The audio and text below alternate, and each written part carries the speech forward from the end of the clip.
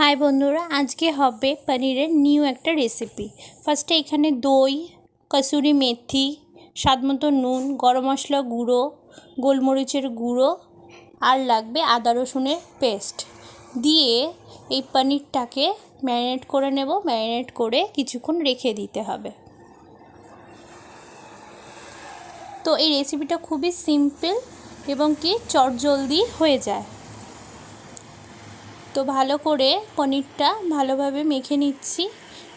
ফোড়ন লাগবে তেজপাতা, গোলমরিচ, লবঙ্গ, দারচিনি, এলাচ আর গোটা জিরে দিয়ে দিলাম। গোটা জিরে ফোড়নে, তেজপাতা, এলাচ, দারচিনি, গোলমরিচ, লবঙ্গ দিয়ে দিলাম।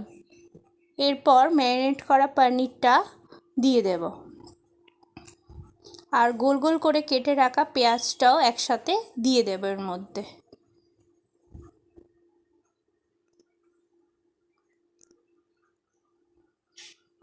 দিয়ে ভালো করে আমরা নেড়েচেড়ে নিচ্ছি আর 4-5টা কাঁচা লঙ্কা দিয়ে দিলাম।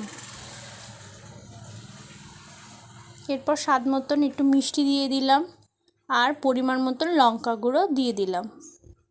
দিয়ে ভালো করে নেড়েচেড়ে নেব। খেতে খুবই সুস্বাদু হয়, আপনারা এইভাবে করে দেখবেন, ভালো লাগবে।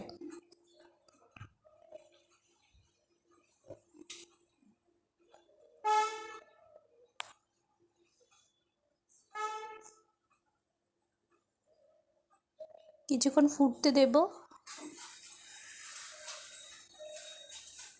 এবার লাস্টে একটু ধনেপাতা দিয়ে দেব, দিয়ে নামিয়ে নিলেই রেডি হয়ে যাবে আজকে পনিরের নিউ রেসিপি। ভালো লাগলে অতি অবশ্যই সাবস্ক্রাইব করবেন, লাইক করবেন।